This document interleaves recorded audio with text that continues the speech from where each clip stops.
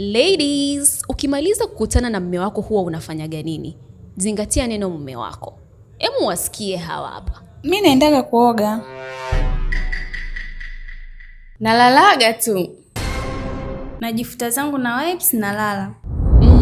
So hii imenifanya nikagundua kwamba watu wengi sana huwa hatujui cha kufanya baada ya kukutana na mume wako. Na hapa sasa ndo tunapokosea na ndo hapo tunaanza kupata maarufu mabaya ambayo hayaishi huko kwa bibi. Wakati kwa bibi kunatakiwa kuwe fresh, kuonekane vizuri, kunukie kawaida. So unakuwa na harufu libaya alafu hujui sababu ni nini. Pengine pale ambapo unataka kukutana na mume wako ndio ambapo unakosea na ndio ambapo panasababisha uwe na harufu hizo mbaya. So ladies, naomba sikiliza hii video mwanzo mpaka mwisho kwa sababu nitakwambia mambo 5 muhimu sana ambayo unatakiwa uyafanye pale ambapo umemaliza kukutana na mume wako ili uweze kuepukana na harufu mbaya ukeni. Kitu cha kwanza kabisa wapenzi, hakikisha unakojoa baada ya tendo.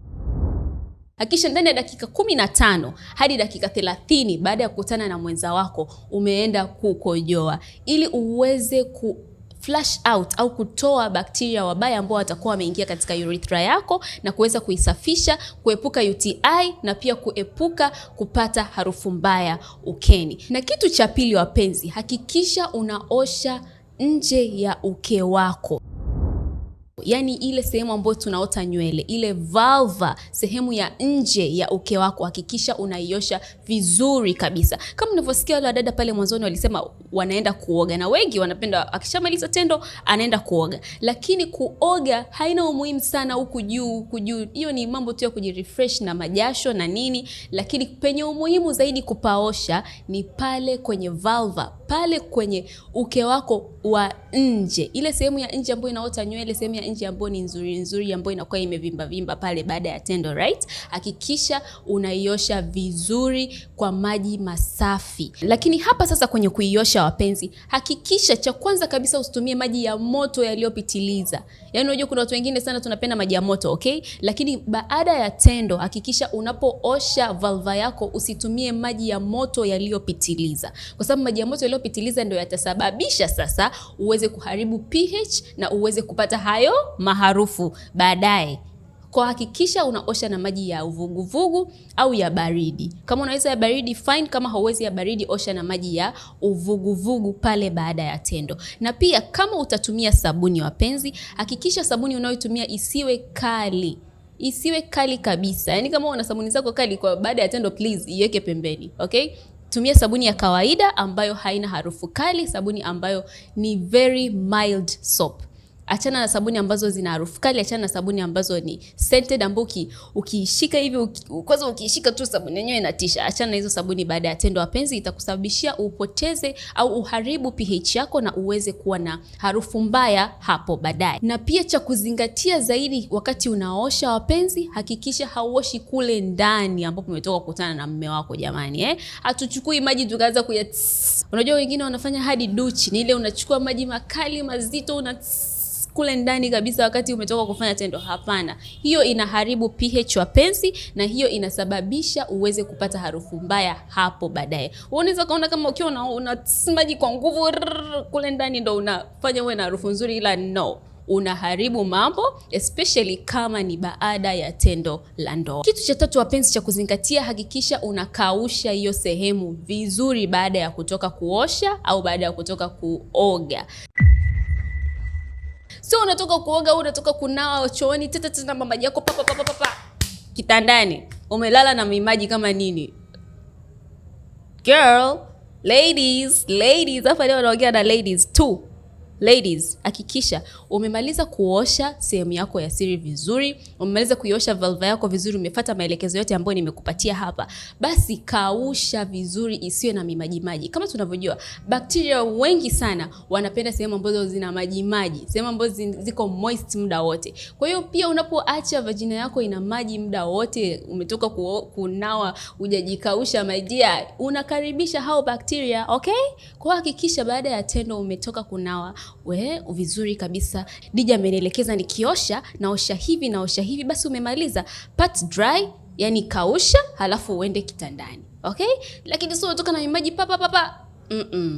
Ladies, hatufanyi hivyo, okay?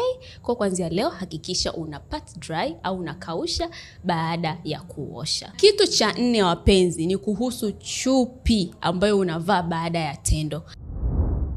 Let's assume sio mume wako. Maana kama ni mume wako utamaliza utaenda kulala, si ndio? Lakini let's just assume. Japo sitaki, yani let's just assume sio mume wako, okay? Umemaliza unatakiwa usepe dada. Unatakiwa umalize hapo uendelee na shughuli zako. Chupi gani unavaa? Unakuta mtu kabisa amemaliza tendo, anamaliza anaenda kuvaa chupi zile za satin ambazo zinajaza maji na hazikaushi. Yani baada ya tendo hutakiwi kuvaa chupi ya satini jamani. Chupi ya satini haikaushi maji, ile hairuhusu maji kukauka kwa haraka. Hakikisha unavaa chupi ya cotton, na kama haina ulazima, yani kama unaona kabisa mimi hapa baada ya tendo sio lazima nivae chupi, usivae.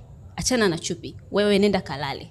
Nenda kalale hivyo, let it breathe girl. Sawa? Kwa hiyo kama una ulazima kuvaa chupi, hakikisha unavaa chupi ya cotton ili iweze kuondoa unyevunyevu kwa haraka. Tofauti na chupi za satin wapenzi, hizi zinakuwa zinakaa na unyevunyevu kwa muda mrefu. Na kitu cha 5 wapenzi na cha kuzingatia, hakikisha unakunywa maji mengi baada ya tendo wapenzi.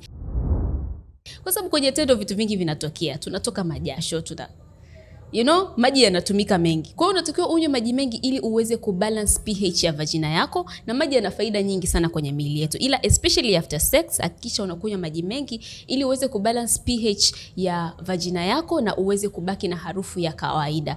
Unakuta mtu baada ya hapo anaenda sasa anaanza kula chakula hapo nini, anasahau maji. Yaani maji yeye anayasahau kabisa. Maji ni ya muhimu baada ya tendo la ndoa. Kwa hiyo hakikisha unakunywa maji mengi ili uweze kuwa na harufu ya kawaida nzuri kabisa, uepukane kupata harufu mbaya hapo baadaye. So haya ni mambo muhimu sana kuzingatia wapenzi, and I hope utakuwa umejifunza kitu, na baada ya hapa utakuwa usemi mimi nikimaliza kukutana na mume wangu naenda kuoga na lala. Sio unaenda kuoga unalala. Unatakiwa ufuate hivi vitu vyote ambavyo nimekuelekeza hapa. Ukitaka kuoga fine, you can oga, lakini hivi vitu vyote hakikisha unavizingatia ili uweze kuwa na harufu nzuri. So nzuri, unajua hauna harufu nzuri, una harufu fulani hivi amazing, Mwenyezi Mungu ametujalia, lakini utakiwi kuwa na harufu mbaya ukeni, na hakikisha unafanya hivi vitu ili hiyo harufu mbaya isiwe kwa ajili ya kujisababishia. Asanteni sana kwa kuangalia video hii. Kama una swali lolote, hakikisha unaniuliza hapo chini kwenye comments na nitakujibu, na inshallah kama naweza kujibu kwenye video zinazofuata, naweza pia nikakujibu kwenye video zinazofuata. So asanteni sana kwa kuangalia video hii. Usisahau kubonyeza subscribe button hapo chini, na mimi naitwa Dija Urembo. Niko hapa kwa ajili ya kukuelekeza vitu vingi sana kwa ajili ya urembo. Kwa hiyo kama wewe ni mpenzi wa urembo, makeup, nywele, vitu vingi sana kuhusu wanawake, hakikisha unabonyeza subscribe button hapo chini ili uweze kuwa karibu na elimu mbalimbali ambazo huwa natoa hapa mara kwa mara. I love you guys and see you guys next time. Mwah.